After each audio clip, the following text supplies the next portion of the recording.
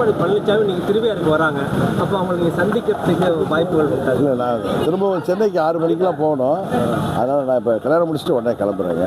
சரி சரி. நம்ம திருவையார் வர்றாரா? திருவையார் கல்யாணத்துக்கா? சரி. எத்தனை தொகுதியில் சார் நம்ம போட்டியிருக்கோம்? டெல்டா மாவட்டத்தில் எத்தனை இடத்துல போட்டியிருக்கோம்? இன்னும் கூட்டணியில் இன்னும் கட்சிகள்லாம் வர வேண்டியிருக்கு. அதெல்லாம் வந்ததுக்கப்புறம் சுமூகமாக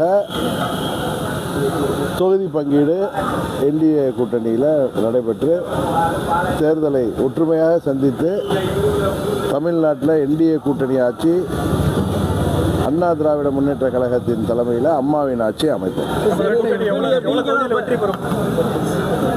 2011 போல 2001 போல உறுதியாக வெற்றி பெறுவோம். 200 தொகுதிகளுக்கு மேல் உறுதியாக வெற்றி பெறுவோம். நீங்களும் எடப்பாடி பழனிசாமி ஒரே மேடையில் பிரச்சாரம் பண்ணுவீங்களா? இல்லை, ஒரே கூட்டணியில் இருக்கிற தலைவர்கள் எல்லாம் ஒரே மேடையில் பிரச்சாரம் பண்ண தானே செய்வோம். இது என்ன பெரியவர் நீங்கள் கேட்குற கேள்வி? அது மாதிரி இன்னும் கூட்டணியில் எத்தனை தொகுதி எங்களுக்கு வேணும்னு நாங்கள் இன்னும் அந்த நிலையெல்லாம் இன்னும் வரல. இது மாதிரி தான் இன்னும் சில கட்சிகள் எங்கள் கூட்டணிக்கு வர வேண்டியிருக்கு. அதெல்லாம் முடிவுக்கு வந்த பிறகு தான் நாங்கள் சுமூகமாக தொகுதி பங்கீடு, எந்தெந்த தொகுதி நீங்கள் கேட்ட மாதிரி டெல்டாவில் எந்தெந்த தொகுதி என்பதெல்லாம் உறுதிப்படுத்தப்பட்ட பிறகு உங்களுக்கு தெரிய வரும். இல்லை, பாபநாசத்தில் அமமுக இல்லைங்க, 234 தொகுதியிலேயே எங்களுக்கு சரியான வேட்பாளர்கள் இருக்கிறாங்க. அண்ணன் ரங்கசாமி அண்ணன் போல். அதனால் நாங்கள் கூட்டணிங்கிறதுக்கு ஒரு கூட்டணி தர்மம் இருக்குது. எல்லா கட்சிகளும் போட்டியிடணும். கரெக்டா?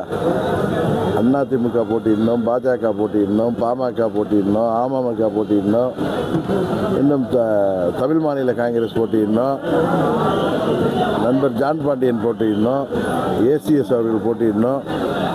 இது போல் பல கட்சிகள் இருக்குது. நான் இன்னும் பெயர் சொல்லாத கட்சிகள்லாம் இன்னும் கட்சிகள் எங்கள் கூட்டணிக்கு வந்து இன்னும் எங்கள் கூட்டணி இறுதி வடிவம் பெற்ற பிறகு உறுதியாக சுமூகமாக தொகுதி பங்கீடு நடைபெற்று இந்த தேர்தலில் நாங்கள் மாபெரும் வெற்றி பெறுவோம். இப்போ திமுக கூட்டணி அவங்க என்ன சொல்கிறாங்க அதை பற்றி கேட்கவே மாட்டேங்கிறீங்க.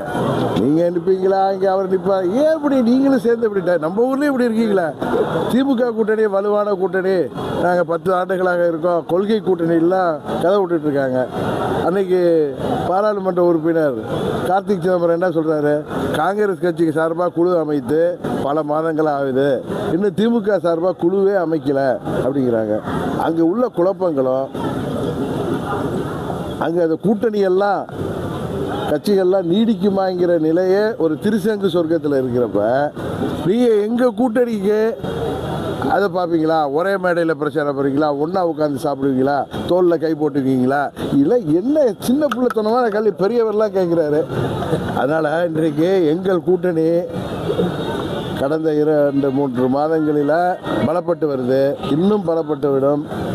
எங்கள் எந்த பிரச்சனை இல்லாமல் நாங்கள் சுமூகமாக கூட்டணியில் தொகுதி பங்கீடு எல்லாமே நடைபெற்று எல்லோரும் திருப்தியுடன் தேர்தலை சந்தித்து மாபெரும் வெற்றி பெறுவோம். அம்மாவின் ஆட்சி வருவதற்கு ஒத்துழைப்பு கொடுக்க வேண்டும் என்று சொன்னால் தினகரன் அன்றைக்கு வரைக்கும் அவர்கள் முடிவெடுத்துக் கொள்வார்னு சொன்னாங்க. இன்றைக்கு மாற்றி பேசிய நாங்கள் நம்ம வீட்டு கல்யாணத்துக்கோ இல்லை ஒரு பொது நிகழ்ச்சிக்கோ அழைப்பு கொடுப்பது என்பது நட்பு ரீதியாகவும் உறவு ரீதியாக தான். அதுக்கு வரலைன்னா நம்ம அதை நம்ம பொறுப்பு இல்லை. அவர்கள் தனித்து விடப்பட போகிறார்கள். யாரோ ஒரு சில தனிநபர்களின் ஆசாபாசங்களுக்கு அரசியல் நடத்த முடியாது. இது ஒரு கட்சி. அப்புறம் அம்மா மக்கள் முன்னேற்ற கழகம் என்பது 9 ஆண்டுகளாக தமிழ்நாடு முழுவதும் கிளைகள் அமைப்பு, மற்ற 75 வருட கட்சி, 50 வருட கட்சிக்கு இணையாக கிளை அமைப்புகளை உள்ள கட்சி. செல்வாக்கு பல மாவட்டங்களில் எங்களுக்கு அதிகமாகவும் பல மாவட்டங்கள் மிதமாகவும் இருக்கிறது. ஆனால் கட்டமைப்பு 234 தொகுதியில் உள்ள கட்சி. போன தேர்தலில் பாராளுமன்றத்தில் கட்சி ஆரம்பித்த ஒரு வருட குழந்தையாக இருக்கிறப்பயே தமிழ்நாடு முழுவதும் 39 தொகுதி பாண்டிச்சேரியில் நாங்கள் வேட்பாளரை நிறுத்தி கணிசமான வாக்கு சங்கத்தை பெற்ற 3வது கட்சியாக உருவெடுத்தோம். சட்டமன்ற பொதுத் தேர்தலில் நாங்கள் தனித்து நின்றோம். நாங்கள் தனித்து நின்றதால் அது திமுகவிற்கு வாய்ப்பாக போய்விட்டது. இன்னும் சில பேர் வேட்பாளர்களை தேடி அலைகிற நிலை தான் இருக்குது. இன்னும் சில பேர் திடீர் கட்சிக்கு எப்படி திடீர் சாம்பார், திடீர் இட்லி மாதிரி திடீரென்று நாங்கள் வேட்பாளர்களை போய் தேடுகிறார்கள். ஆதரவாளர் என்ற பேர் மற்ற கட்சியில் நம்ம கேள்விப்பட்டிருக்கோம்.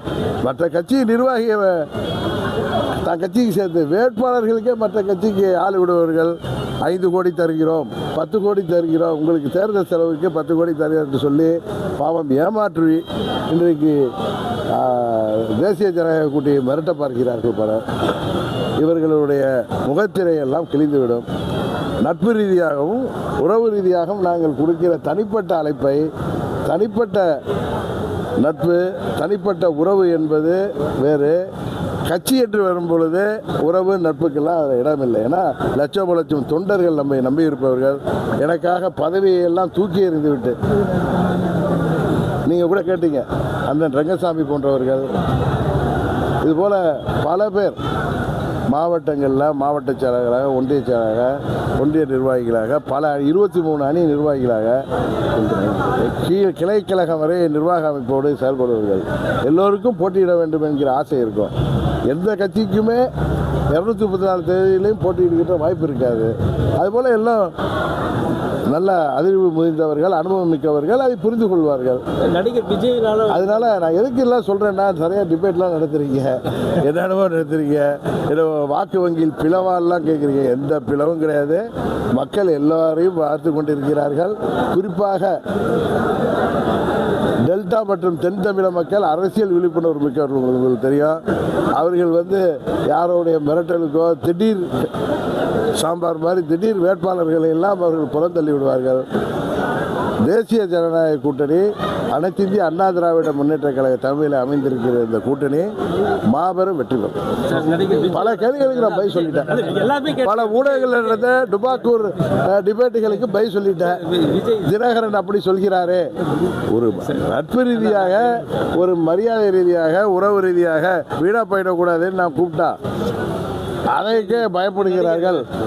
இன்னொன்று சொல்கிறேன், என்டிஏல உள்ள அதிமுக அவர்கள் நிலைப்பாட்டில் சரியாக இருக்காங்க, பாஜக நிலைப்பாட்டில் சரியாக இருக்குது,